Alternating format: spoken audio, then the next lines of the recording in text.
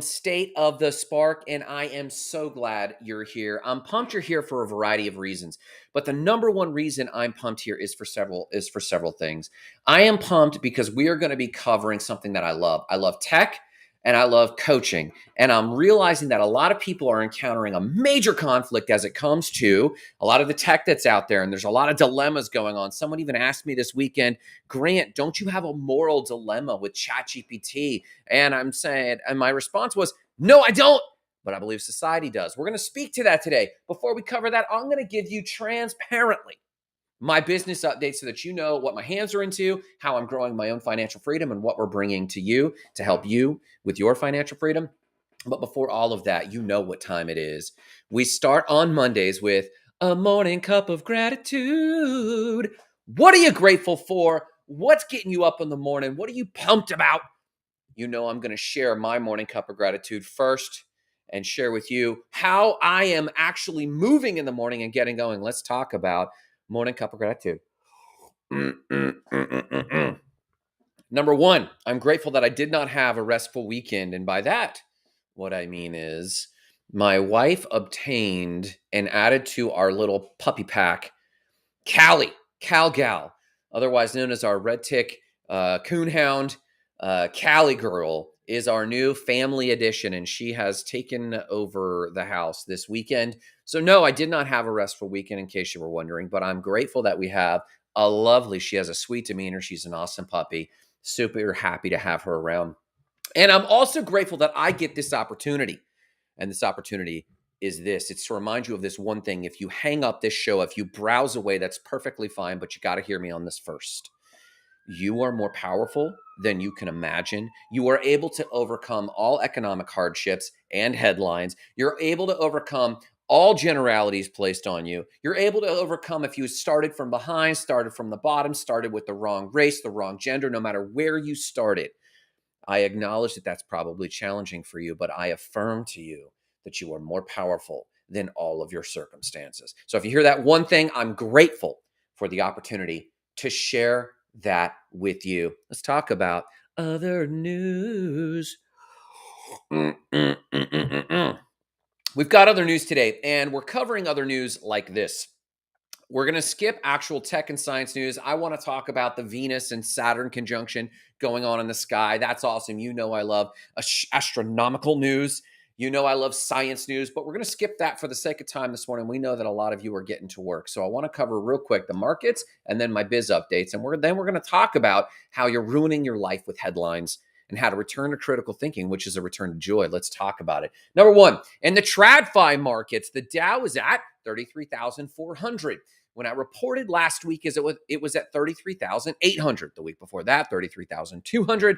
And the week before that, 33,600. This is what we call a flat market. I keep reporting this to you so that you don't buy the headlines that we're this and all that. We might be in a recession. Things might be hard. You might be experiencing hardship. But the market's relatively flat. The S&P 500 is at 3,980. Last week, it was at 3,930. The week before that, it was at 3,890. The week before that, it was at 3,980. That's called a flat market. The NASDAQ's at 11,600, which is up a little bit significantly, but hardly over last week, which was 11,100. The week before that, it was 11,300. And the week before that, it was the highest at 11,700. So it's gone like, guess what? Ups and downs. It's a virtually flat market in the TradFi markets. So don't buy the headlines that, woe is me. It's a flat market. Now, what's going on in DeFi? Well, DeFi is a little bit different story. And we've said time and again that DeFi, decentralized market, aka cryptocurrencies, are a little more volatile. And though they've been down, and they'll be down again, Bitcoin is up 9.8% at 22,800. It broached the $23,000 mark when in the last 4 weeks it was as low as 16,700. Last week it was at 17,269. Here's the lesson, and I've been saying this on my Twitter, I've been saying this everywhere, but a financial freedom principle you have to hear. And me reporting the traditional markets and the DeFi markets, all I want you to hear is time in market matters more than you being a genius and trying to time the market. Hear that again. Let me repeat that.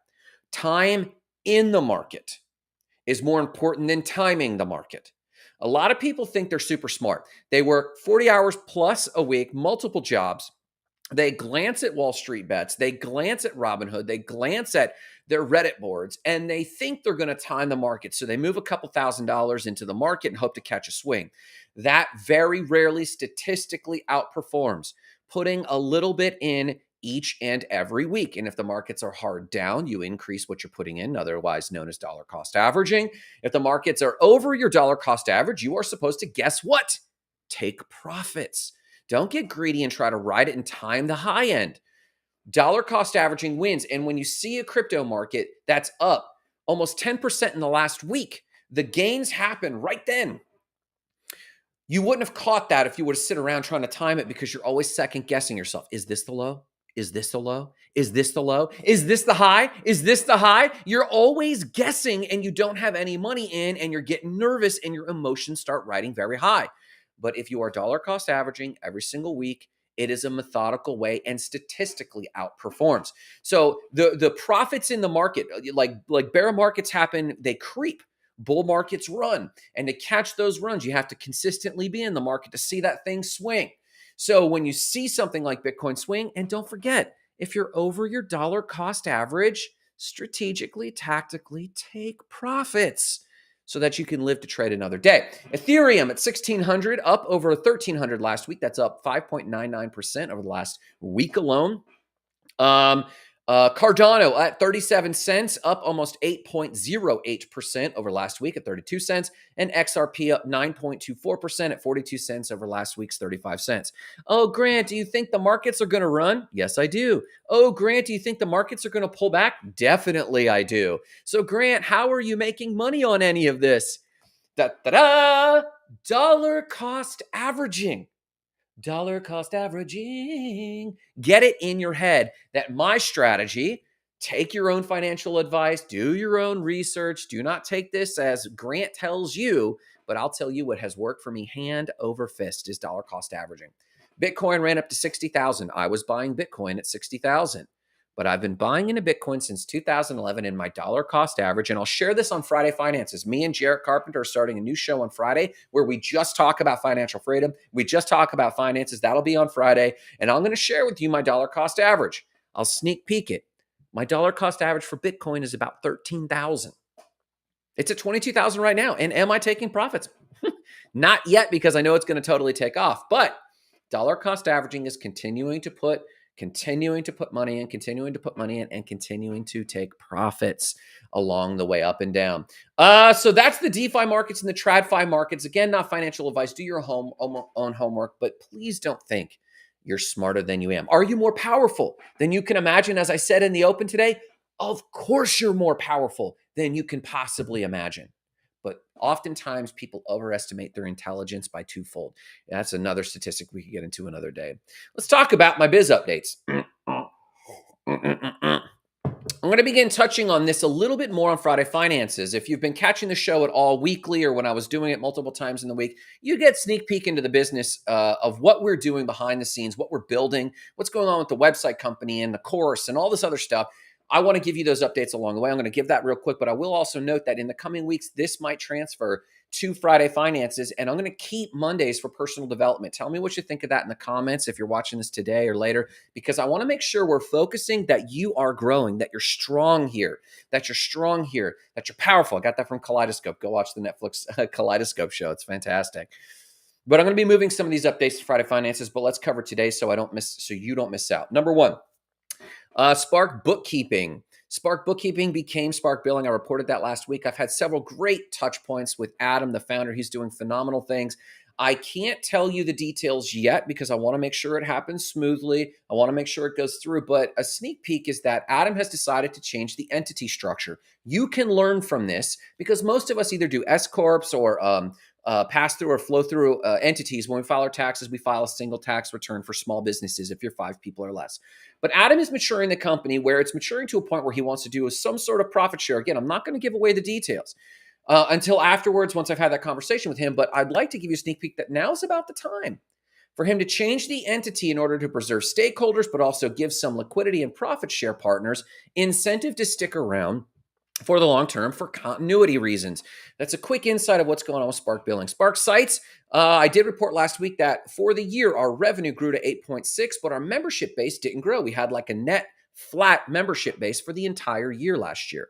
This year, we're already just starting to see growth. And we're almost done with our Chat GPT, our intro to Chat GPT for small business owners. I've been thinking about calling it Chat GPT for badass business growth, but that I'm probably going to evolve that to just intro to ChatGPT for small business owners. And we show you how to use ChatGPT as a guide in MSPBA. Totally cool little framework. That's the Spark Freedom Framework for Small Business. But that course should be done in the next few days at its first iteration. If you buy it with the NFT, you get all the unlimited updates in the future. If you buy it as a course, we'll also sneak peek you some of those updates as we improve that course over time and re-release that to you. So you might want to get in early, because as we learn from the first round of sales and we upgrade that course, we're then going to charge more for it. So if you get in early, you get the early bird price. It's going to be phenomenal. Our Wonderland investments, for those who got involved in our Wonderland investment over a year ago, it is still down. But with our dollar cost averaging in this last run, we've already seen that dollar cost averaging strategy is paying off, and we're already recovering some of our losses from the dip or the crash of Wonderland time, because we've been dollar cost averaging to Bitcoin and Ethereum. DCA is showing that it's winning again. Moving on with real estate investments. Last week I reported that we still have our Cocoa property. It's still producing about $2,000 a month, doing pretty good. We are still shopping for our mountain property, but we have expanded for lifestyle real estate hunting because we're looking at the beach. If we're not going to be in the mountains, we might as well be surfing, right? And we're already in the Florida market, so we're actually starting to expand what we're looking for at our next purchase. In the meantime, I did report that we were getting our financing in place. Valley Bank, a shout out to Valley Bank, who is not a local bank. They're a whole East Coast bank. They're a pretty phenomenal bank, but we have a personal contact there, and she hooked us up, and our HELOC went through smoothly. Fun fact, we are being affected by the insurers pulling out of Florida. We just got a letter like 2 weeks ago that our insurer was canceling our hazard insurance because of the last round of hurricanes, and the risk level were too high and the state requirements were too high. So our insurance company is now getting us a new insurance quote, and that's holding up our HELOC. So fun fact about that. But that's what's going on with our real estate. As soon as we have that HELOC, we have more capital. We're going to do some capital investments into this Lakeland property. And then we're actually going to use some of that to give ourselves a little more liberality in hunting for our next property. Traditional investments, real quick, as you know, of dollar cost averaging, but the market has been low. And the TradFi market, the dollar cost averaging in the DeFi market, I've continued, and that's been really good. But right now, what I've been doing is I've also been buying back into the trad market, because I believe we're approaching not a bottom, but a relative low. Again, I don't believe in calling the bottom. I don't believe in calling the top. I believe in knowing your dollar cost average. I believe in knowing where the swell is moving. If you guys follow me at all, you know I surf, and you know that surfing itself has a lot of good metaphors and principles for life, seasons, cycles. If you can catch that wave right, you can time basically the market without knowing what the bottom and what the top is. You just know what the tide is doing. The tide is moving in, the tide is moving out. Right now, the tide has been moving out of the market. Everything is low. So I bought more Google. I bought more Fannie Mae. I bought more Coinbase, I bought more Tesla, and I bought more Vanguard 500 Index Fund. Vanguard 500 Index Fund makes up most of my traditional holdings because I've held it for so long and it's compounded for so long. That alone, I would have been about break even across the board on all of my traditional stock investments, stock and option and commodity investments. I would have been up about 1.2% in this negative market. But right now, because of my Vanguard holdings, I'm up at 24.25%. Those are the business updates. Thank you for checking in. Some of you have been asking how we make money and how we do this thing, and those are some of the multiple streams of income. Soon, I'll also be reporting our venture investment into helpschedule.me.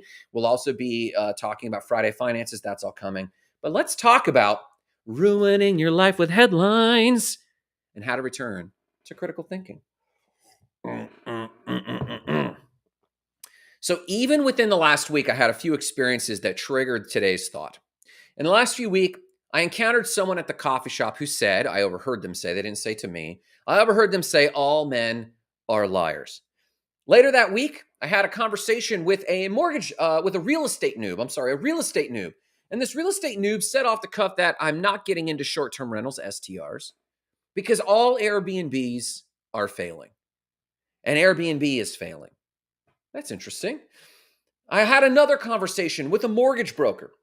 And the mortgage broker who I personally know, and I personally know has invested very little into crypto, said all cryptos are scams. Along with that, I've talked to a lot of small business owners who have been in business for over a decade, a little while. And that's a little old hat. And they said ChatGPT is all wrong. Or if you talk to other people, it's the best thing ever. Is it the best thing ever? Is it all wrong? Are all men liars? Are all Airbnbs failing? Are all cryptos scams? I only eat one meal a day if you listen to some gurus. If you listen to other gurus, I don't do any carbs. If you listen to other gurus, I don't do any meat or animal protein. What I'm finding is that people are listening to gurus, as you should, but not listening critically in any way. This person has social authority. I'm going to take a shortcut. And that shortcut is to hear what they say and just accept it as an opinion.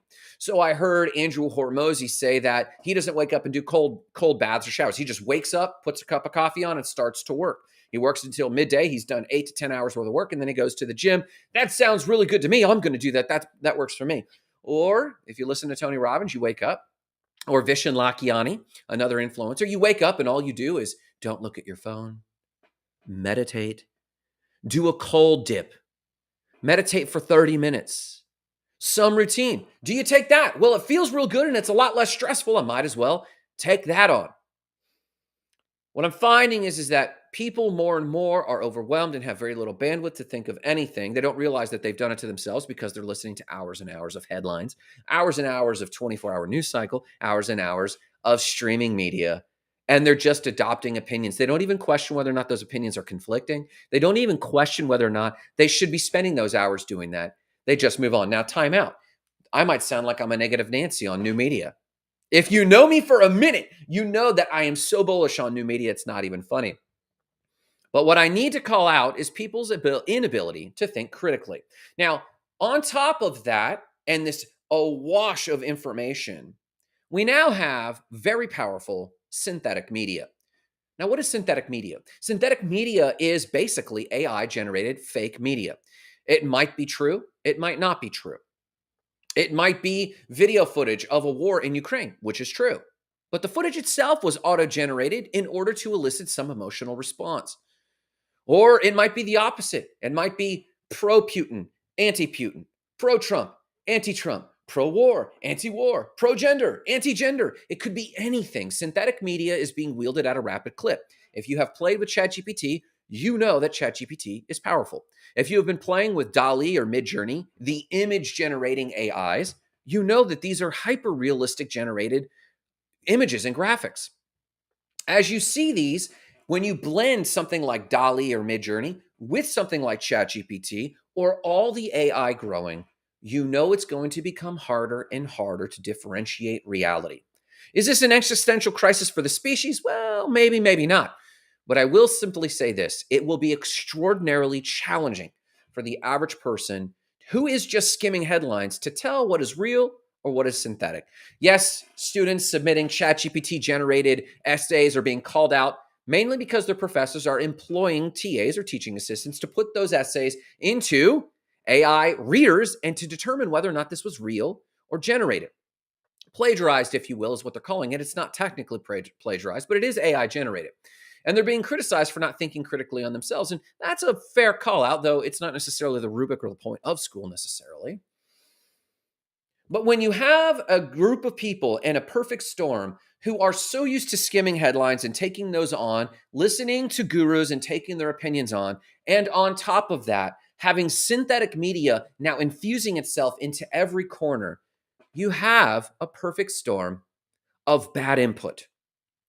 Long story short, your brain is a computer, and what you put in is what you get out.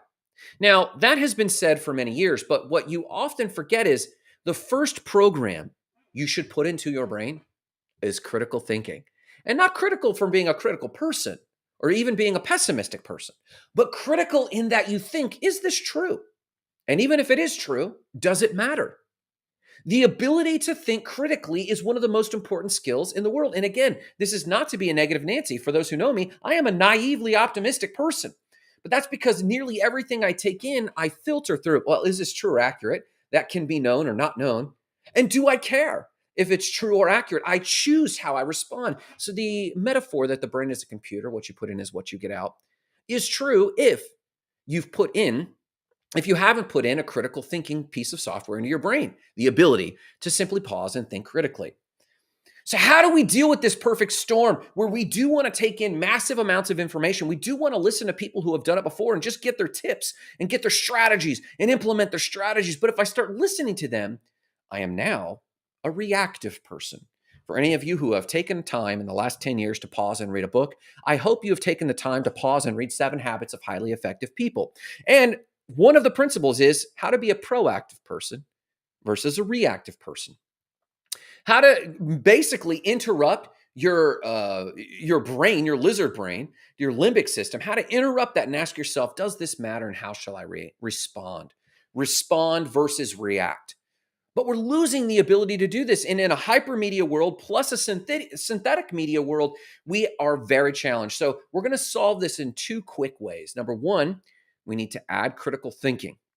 Critical thinking then makes room and bandwidth for listening to intuition. Here's 3 quick ways to return to critical thinking. Because what's going on is with the good that's happening in the pace of media. There's a lot of good that's happening in the pace of media. We do learn strategies quicker. We do get exposed to more knowledge quicker. That's cool. But now it's ubiquitous. We could go learn anything at any time. We aren't starved. It's like a puppy who says, is there going to be more food? And they're eating all the time because they're insecure that there's not going to be enough food. This is how we're acting with information. But I want to put you at ease. Information is now completely ubiquitous. You are God from the omniscient paradigm. From the aspect of omniscience, you and I are God. We have all knowledge at any moment that we want. And we're kind of got a fire hose of information into our lives because we're still operating in an old paradigm, and that is this scarce information.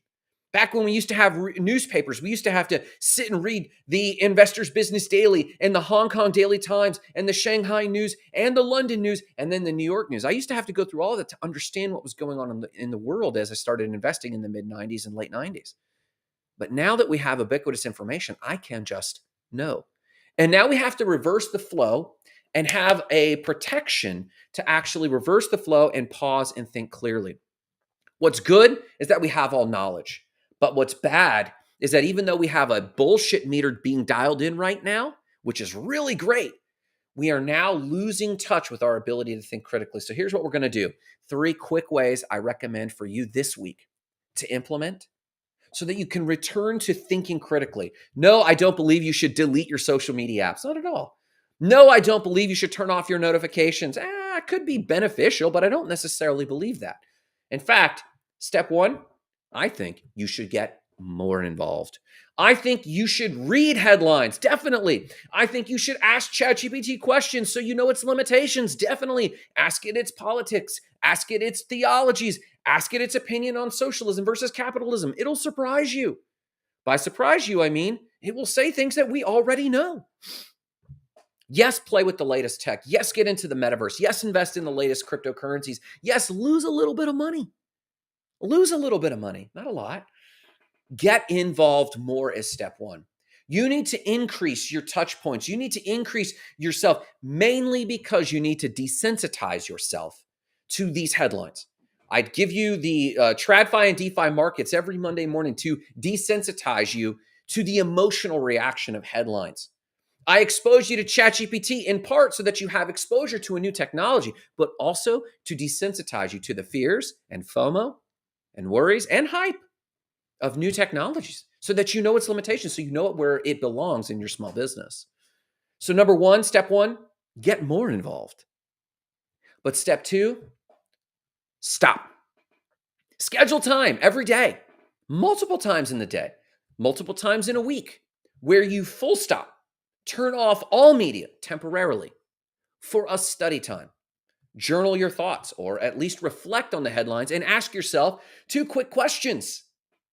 Now, you don't need to ask yourself if these headlines are good. You don't need to ask yourself if ChatGPT is good. You don't need to ask yourself if Andrew Hormozy or Andrew Tate or sorry, Alex Hormozy or Andrew Tate or Jordan Peterson or anyone is good or bad.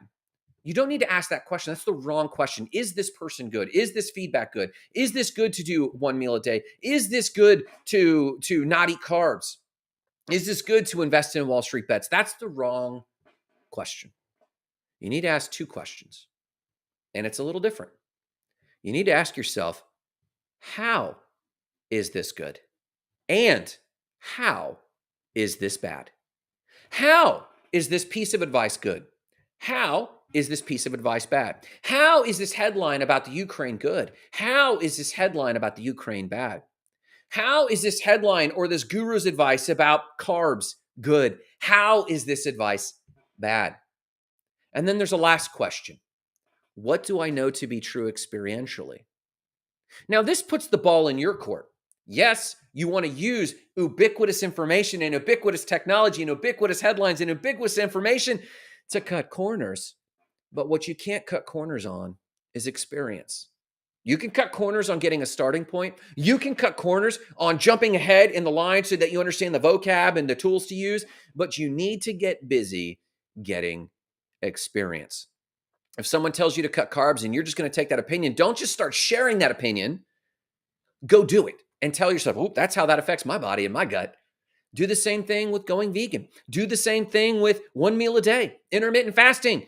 Don't just take the opinion and say, this is my opinion. Take the opinion and get action on it. So get more involved, get more inputs, sure. But know that you're going to stop and reflect on those inputs. Is this true? Do I care? How is this good? And how is this bad? That's step 2. Step 3 is this. Form an opinion, but form a temporary opinion. Start every sentence with, well, knowing what I now know, not knowing what I just heard, or based on the last headline I read, or based on the last thing I thought or heard or received or saw an influencer tell me, but knowing what I now know. How does somebody know something? They only know something experientially. If you are using the phrase, I know, because you heard, you don't actually know. You could say, I heard, you could say, I hold the opinion of, but you can't say, I know. To say I know means you've experienced. So starting with a temporary opinion, you start a temporary opinion by saying, well, knowing what I now know, I think this, but it could change. Knowing what I now know, one meal a day is working for me or experimenting, but my opinion could change. Check in another few weeks. Knowing what I now know, Grant's going through a bulk phrase, and I'll see if that's good or bad for me. But right now, I think it's pretty good. Knowing what I now know, intermittent fasting works. Knowing what I now know, dollar cost averaging works, but my opinion could change. Number 1, get more involved. Yes, absorb the headlines. Yes, get involved in the tech. Number 2, but stop and reflect. Ask, how is this good? And how is this bad? And then number 3, form a temporary opinion. Knowing what I now know, this is what I think, but check back in a few weeks, it could change. Now, the downside to that is this. I think we have an innate, a deep down understanding that gurus and influencers are successful because they portray certainty. And a lot of us want to be influencers. A lot of us want the boons and the rewards of people liking us and getting followers and people sharing our stuff.